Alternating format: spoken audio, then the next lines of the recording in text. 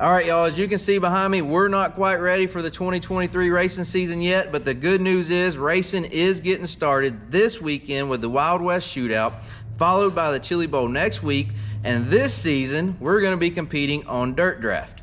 If you haven't heard about Dirt Draft, it is fantasy sports for dirt track racing lovers like us, like y'all. And this year you can compete with us and hundreds of others on Dirt Draft. You can download the app, enter the code Wild West, no space. You'll get a free racing t-shirt, and you'll be entered to win Hunt the Front apparel. Dirt Draft is easy to use and easy to play. All you do is pick 5 drivers each night. Pick those 5 drivers, stay under the $100,000 salary cap. Then you get points based on how those 5 drivers do.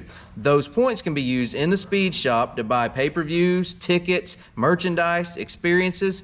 Keep in mind that the contest locks just before heat races start. So if you want to compete against us while watching the Wild West Shootout and the Chili Bowl, download the Dirt Draft app, enter the code Wild West, no spaces, enter that code, you'll get you a free racing shirt, be entered to win Hunt the Front apparel, and you'll be competing against us because we're going to be setting our lineups and watching too. Dirt Draft, download the app, get registered, and let's have some fun. All right, we're back for another question and answer episode of Hunt the Front here, and we, speaking of back, we have Jonathan back. Glad to be back. Looking, well, not really looking tan. I put on 50 SPF on the cruise. Put on a little weight too. Yeah, that too. That's the more holidays. Yeah. All right, so it is post-Christmas here, post-New Year's. It is 2023 as we record this. Jonathan and Shadow went on the cruise. They came back. He missed our first question and answer episode that Joseph and Jesse did. So we figured we'd catch you up and let you have a chance to answer some questions. And we asked our fan club members, HTF Nation there on Patreon, for some questions for you. So we're going to go through some of those questions today and see if we can get some good answers from you. I'm going to start. I'm going to throw you a curveball here. My first question is actually from me. I want to know how many takes it took you to get through that Dirt Draft promo there at the beginning of the video. Several. But you were there for that, and I'm going to blame you for part of it. It's probably like 12. I'd say 12, maybe 14 or 15 takes total, but we made it through it. We need to shoot, next time we shoot an ad, shoot us shooting that. Yeah, I did. Joseph and I did get some clips of you struggling there, some what do you call those mess ups? The outtakes, yeah. Get signed up for Dirt Draft. That's going to be fun. I'm looking forward to that. I am too. It'll be a lot of fun. All right, in all seriousness, let's get into the questions here. Y'all know how this works, so I'm going to read the question, and you do your best to answer. So we're going to start with a question from Nick Kokuba, and I apologize if I'm messing that up, but Nick is asking a question that actually a lot of people asked. Quite a few people wanted to know. Any plans for you to race this season?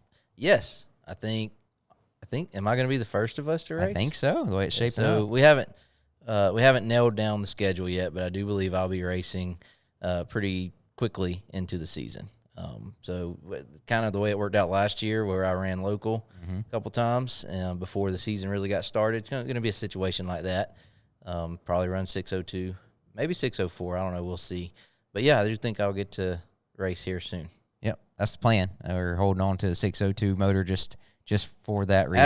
As of now. So we did have, and this was not the only person to ask this, but it was the first one I saw, Wildcat 1986, who has a screen name, not a normal name there, wants to know, will we see the 56 on a supercar this year? I doubt it. I've actually raced super late model before, way back, long time ago.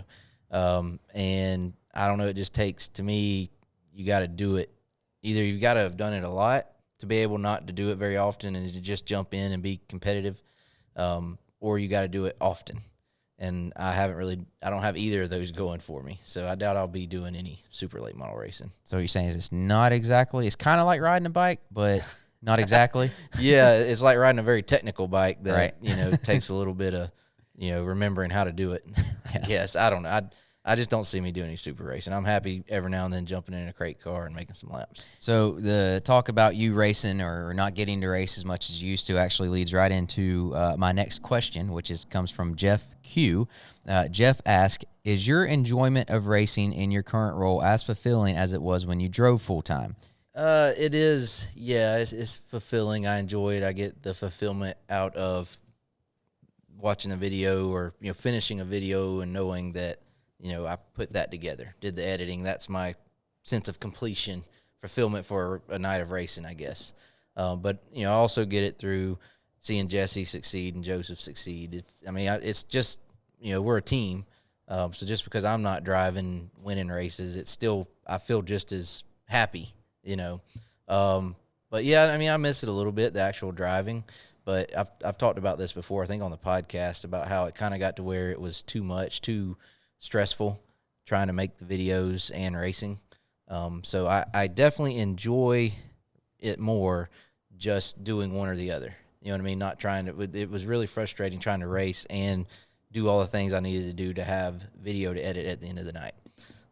But yeah, I still get this, sense of fulfillment out of us competing as a team, whether it's Joseph, Jesse, or occasionally me, and succeeding. Yeah. And I think that's pretty common for, racers or families of racers, family members of racers kind of know that feeling that you get just as much into it for your family members right. a lot of times, more. if not more. Yeah, there's a lot of, races you watch and the family members are more into it and affected by the outcome than the actual. I think we get more fired up over than Joseph does. For sure. I don't know about Jesse, but yeah. Speaking of, all the time it takes and what it takes to make the videos and everything you kind of mentioned there. Dylan Smith asked, how many hours do you spend in a normal race week filming, editing, and anything else video related? A lot. It depends, I guess, on what we're doing racing wise. Typical. Well, we worked in the shop yesterday when we were doing some work, and I made a video, right? So we're in the shop. I'm there in the shop all day. I'm out there for probably 6 hours yesterday. And then quick as I got the video, what we needed for a video, I came over here, sat down, started editing, spent an hour and a half maybe editing. And then so that video will need another couple hours. So I guess if you do the math there, what's that, 8 or 9 hours between if you shooting count the video, the actual time in the shop, and editing the video. Yep. But now a race video, it's going to take me 5 or 6 hours to edit. So you got the time at the track, and then the time editing. So and then you back that up like double headers, or go to Eldora where there's 4 nights of racing in a row, and you got hours and hours of work. So I don't know. It takes a lot. The editing is the frustrating part. Kind of like I think it was Cletus said that everybody wants to be a YouTuber until it's time to edit. Yeah. So but it's part of it. I can tell you from a little bit of I've done helping you out and videos I've made is when you can get really good at shooting, knowing what you're looking for, it kind of decreases the editing time. I've gotten a lot better since we first started. I didn't know what to shoot when we first started, so I shot everything. And then you sit down to edit, and you have hours of footage to edit. And as you go, you figure out how to make your job as an editor a little easier by only shooting what you need. Right. But at the same time, you miss some things, because you don't have the camera rolling. Yeah. But it all works out. I kind of figured that out editing the Jesse and Joe show videos, where Jesse, as the cameraman, his approach is just to just let shoot it everything. roll. So you have to wade through it and figure out. I've edited their videos before. Yeah. I know exactly what you're talking about. All right, our next question kind of continues along that note, and I think it's a good question. Josh Colvin asked, how do you balance life/race life? So with all that work that goes into it, the video making and going racing and being in the shop, shooting video, how do you balance that with your at-home family life? Well, I think a big part of that, or a major help in that, has been moving everything up here away from my house, so that I have a way of, now I can go home, I can leave work and go home, and I'm away from it. I can shut it off, if you will. That's helped a lot.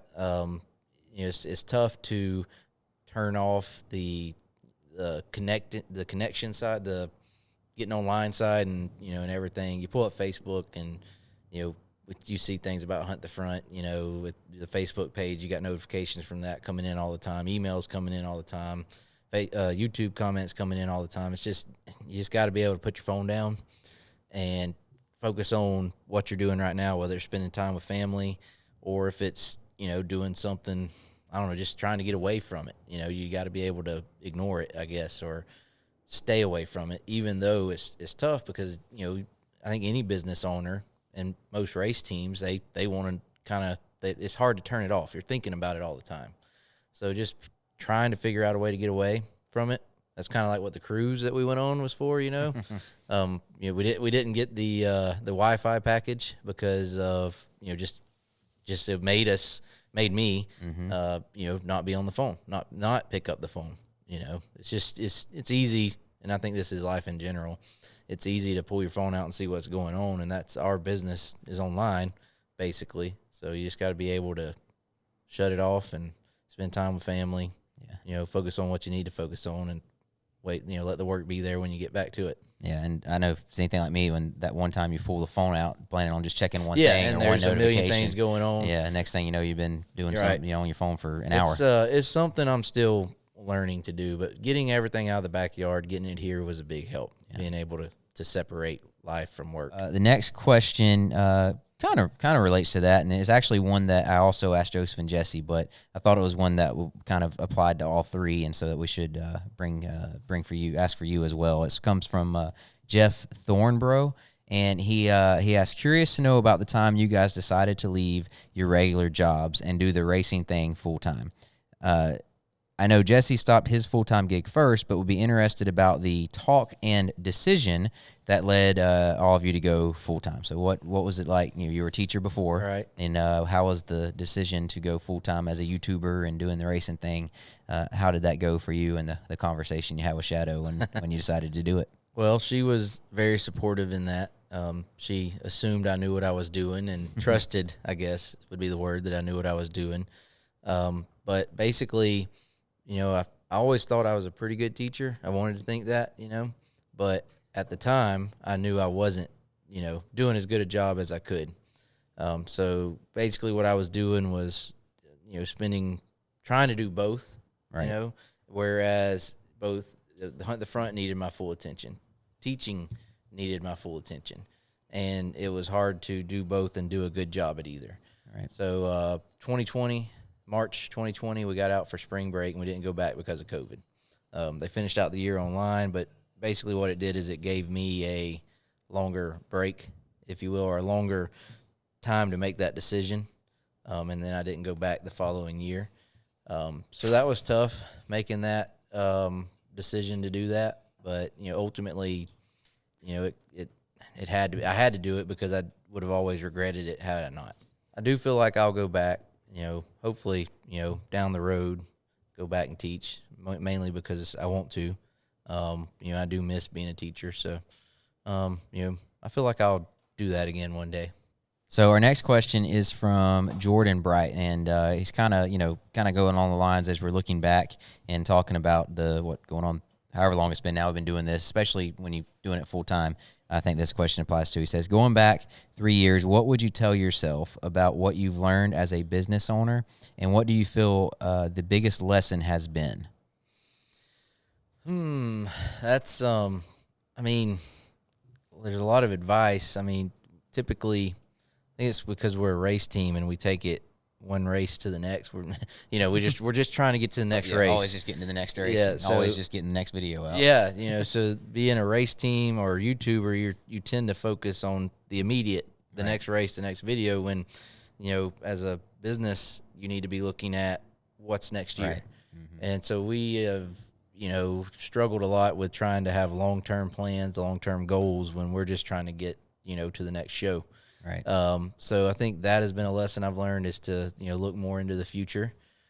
We've had a good group of folks that have helped us, with advice, making decisions. Mentors. Yes, I had some good mentors, and I've learned to rely on those folks, and listen to those folks and ask for help from those folks. What would I tell myself, though? A lot of it just comes down to putting in the time and making the sacrifices that you have to do. I think I would tell myself 3 years ago that I know this is tough, but it's worth it. That it isn't easy. Don't give up is what you're saying. Yeah, just keep at it and keep your head down. But there's definitely a lot of advice there. If there's a lot of decisions that we could go back and, hey, don't do this. Yeah, don't do buy that. this. Don't sell that, or don't go here, whatever. That would help. But overall, just keep at it, and it's all worth it so far. So with that question in mind, and I feel like kind of leads us right into our next one, which comes from Bryce Mock.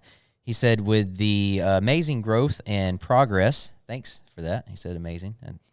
Anyway, the HTF brand has had in your first 3 years, where do you see it going in the next 3 years, and what, if any, major goals do you have for it? So, talking about your last question about looking ahead, there's a chance for you to do that.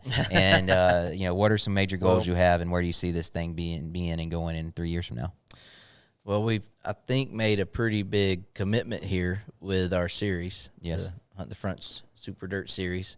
But I think at the same time that goes directly hand in hand with what we're trying to do with going racing and making content, while also, having a family, having families. Balance. Yeah. Yes. So, hopefully we've figured out a way to, to continue to grow. Obviously there's goals. In 3 years, we want to won a bunch of races, right? Made a lot of awesome videos, but I think ultimately, in 3 years, we want to have accomplished those things, but at the same time, maintain that life-work balance, and been the fathers that we need to be, the brothers and sons that we need husbands to be, husbands we need to be, mainly. Yeah, that's important. We're looking at you. So I hope we continue to grow.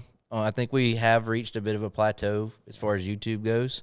I think I've talked about this before, how sometimes being a YouTuber doesn't go well with being a race team, because we're kind of shoehorned into this spot where, we're going racing. That's first and foremost. We want to be a successful dirt late model team. Right. But, YouTube content, could do other things that would be more appealing, more clickbait worthy. I don't know what the it'd be nice to do some of the cool stuff you see Cletus do, try to get a jet boat, jet boat would be cool, hovercraft or something. But you can't do that and be a successful dirt late model team. These guys are racing, the guys we're racing against are going 80 to 100 nights a year. If you're only racing 30, you're not going to compete. So what we've had to do is figure out a way to continue to grow without necessarily growing exponentially on YouTube. Right. So figure out other revenue streams, figure out ways that help us to race in meaningful races without having to, drive all the way to the other side of the country. Right. So I hope, 3 years from now, we have done that. We have created, this series is something we'd be going into our 4th season. So we'd have 3 champions. Am I doing my math right? 3 years from now. Yeah. Yes. However that works out. Just have something that means something, that guys want to come race with us, and that people want to watch and see, see these races. And, it allows us to, and when I say us, also other racers, to, have a life outside of racing, but also racing meaningful big races that fans show up to and want to see. So that's a big thing. We've made that commitment, that switch, if you will, to where we're now promoting events and a series, obviously, in addition to being a race team and YouTube content creators. So we want to grow that, be successful with that, but also stay true to where we started, right? Which was obviously entertaining people on YouTube. So just got to find a way to balance all that, to be successful with promotion side, to be successful with the YouTube side, and then, like we were saying, to be have a good life, family, work balance. I'll say, just a goal, like something I want to accomplish 3 years. Like, I feel like we are always questioned as whether we belong or not. Right. Like on, if we go race at Eldora or wherever, like I want it to be, okay, these guys are here. They're fixtures here. Like, they belong here. They're as good as anybody. Right. Any given night can be as good as anybody. It won't be a surprise, like at Alltech, Joseph runs, is the only driver to finish. We feel on the like we podium belong there. twice. We're all not like, third place finish. Yeah. We wanted to win. Right. Not a, man, hey, look at us, third place, we're up here. It's we belong here, and we need to be first, not third. Yeah. Well, if you think back, to the 2019 season, let's say 3 years ago, was when Joseph won the 2 Southern All-Stars races at Southern. Yeah. Now we go, if he doesn't go out there and win, it's a disappointment at Southern, in that case. And that was like a big deal. Yeah, so that was just 3 years ago or whatever it was. Exactly. So 3 years on from now, maybe we can be in that situation where, going and running third in a national touring race is actually a disappointment, because you want to win. But, we just got to see and got to try to get there. Time will tell. All right, so the last question here is actually one that I asked Joseph and Jesse as well. I don't have it in front of me, but I do remember that it was from John, and he asked basically for 2023, if we're sitting here this time next year, looking back on the 2023 season, what would you say would be a good year? And I'll ask for you both from Hunt the Front, the YouTube channel perspective, and Hunt the Front, the race team perspective. What are you hoping to accomplish specifically in 2023? So as far as the race team, like I heard Joseph and Jesse, their answers. Yep. I will add that for Jesse, he needs to compete. He needs to compete up front and compete, race for wins. That's hard to do in a super late model. Yeah. Or learning in a super late model. So in addition to growing, Jesse needs to, like he said, run well in the super late model and grow there, but he needs to be competing for meaningful, big pressure wins in the 604. Right. Because it's going to be tough to learn to do that in the super. Yeah. You know what I mean? You got to already have that killer instinct when it's time to go. I think you look at Joseph and with that, imagine racing for $50,000 at like he was at the Super B, 27 at the Powell Memorial with guys all around you, and you're racing for the lead. If that's with Jonathan Davenport, Tim McCready, or even some of the super late model regional guys. Like, not that he wasn't against good talent, but that's not. He got the opportunity to race with a lot of pressure, racing for the Very win, meaningful, and to learn how to handle that. And that's what exactly. That's what Jesse's. That's why you can't just make that jump and not run. Well, you can, but you're missing some and opportunities. Then the financial that we talked about previously as well. But there's a lot to learn there, and I want to see Jesse competing, racing hard for. With good 604 cars for wins. And then growing, also making super late model starts and growing there as well. And Joseph is, making that next step and competing consistently, getting to the point where we know when we show up, I feel like we're getting there. Yeah. But where, we can line up on any given night with anybody. Now, we also might stink on any given night, but the potential is there. Yeah. And being competitive. I liked what he said about leading laps on the national level. So definitely want that. Be competitive at Eldora. Better than we were last year. Make one of the the dream or the world starting field. I think for Joseph is a good goal. I will add that to what he said. What about the series? The I think series? We gotta. I know what he said. Like, we want to win it. I feel like he thinks he's if he doesn't win the championship, it's a little bit of a disappointment. Well, I want it to be, because this is me and you probably agree on this, the promoter side of it. I definitely don't want it to be easy. No, like all. We want guys to show up that feel the same way he does. I'm gonna go run this series, and if I don't win it, it's gonna be a disappointment. Right. So you want 3 or 4 of those guys, at running the series. Yep. So, goal, obviously, Joseph's gonna run the whole series, the Hunt the Front Super Dirt Series. Our goal is to win it. That's what our season is going to be built around, is running that series. But we also want it, the promoter side of us want it to be a very competitive series, and we want it to go to the end where you don't know until the last lap of the last race who wins the series. Right. So it's just so, conflicting. We're a race team and we want to win every race, but at the same time we're now promoters and we want to, have competitive and, interesting. We don't want anyone to stink up the show. Gotta go back to the race at Deep South, and I think on the same day I got Brandon Overton told me he was coming. Spencer Hughes and Peyton Freeman both told me they were coming, and someone else said they might be, or I can't remember what it was. And Joseph, I was staying in the shop, and Joseph was like, "Stop! These guys. What are you doing? We don't want any more coming." So it's contradictory there, but goal. I mean, we want to be successful both with the series, as a race team. And building. Yeah. We're building as a team, but we're also building as promoters, and with the series. We're building, to go to the YouTube side. We're still building there, but, there's a lot of, like I think I mentioned this earlier, is we're kind of at a plateau.